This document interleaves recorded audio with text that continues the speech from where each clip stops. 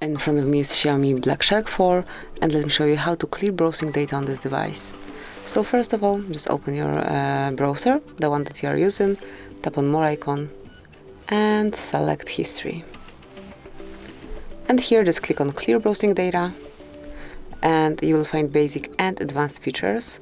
Under basic you've got browsing history, cookies and site data, and also cached images and files. And then under advanced you've got saved passwords, autofill from data, and site settings. So just mark those that you would like to delete.